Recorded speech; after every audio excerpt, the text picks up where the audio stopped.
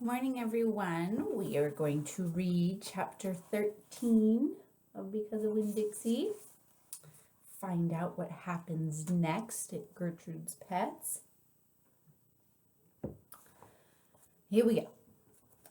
Me and Winn Dixie got into a daily routine where we would leave the trailer early in the morning and get down to Gertrude's Pets in time to hear Otis playing his guitar music for the animals. Sometimes Sweetie Pie snuck in for the concert, too. She sat on the floor and wrapped her arms around Winn Dixie and rocked him back and forth like he was a big old teddy bear. And then, when the music was over, she would walk around trying to pick out which pet she wanted.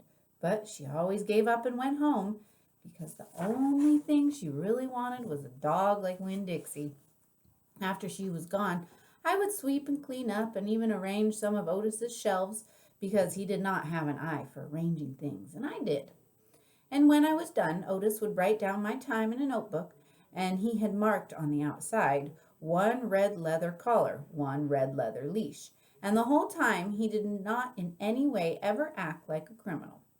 After working at Gertrude's Pets, me and Winn Dixie would go over to Herman W. Block Memorial Library and talk to Miss Franny Block and listen to her tell us a story.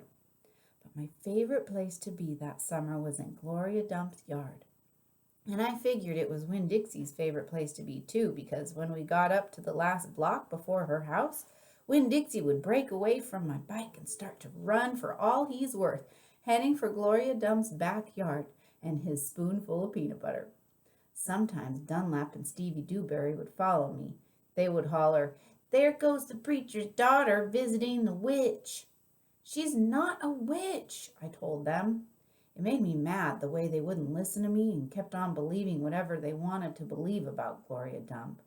One time Stevie said to me, "My mama says you shouldn't be spending all your time cooped up in that pet shop and at that library sitting around talking with old ladies.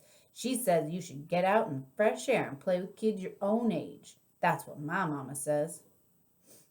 "Oh, lay off her," Dunlap said to Stevie. Then he turned to me. "He don't mean it," he said. But I was already mad. I shouted at Stevie. I said, "I don't care what your mama says. She's not my mama, so she can't tell me what to do." "I'm going to tell my mama you said that," shouted Stevie, "and she'll tell your daddy, and he'll shame you in front of the whole church. And that pet shop man is retarded, and he was in jail, and I wonder if your daddy knows that." "Otis is not retarded," I said, "and my daddy knows that he went to jail." That was a lie. But I didn't care. "And you can go ahead and tell on me if you want, you big bald-headed baby." I swear, it about wore me out yelling at Dunlap and Stevie Dewberry every day. By the time I got to Gloria Dump's yard, I felt like a soldier who had been fighting a hard battle. Gloria would make me a peanut butter sandwich straight off, and then she would pour me a cup of coffee with half coffee, half milk. That would refresh me. "Why don't you play with them boys?" Gloria asked me. "Because they're ignorant," I told her. "They still think you're a witch. It doesn't matter how many times I tell them you're not."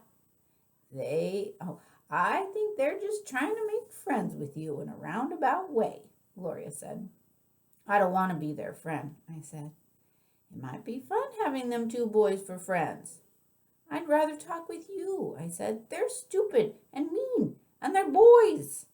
Gloria would shake her head and sigh, and then she would ask me what's going on in the world, and did I have any stories to tell her. And I always did. That was chapter 13. Tomorrow we'll read chapter 14. Have a great day, everyone. Bye.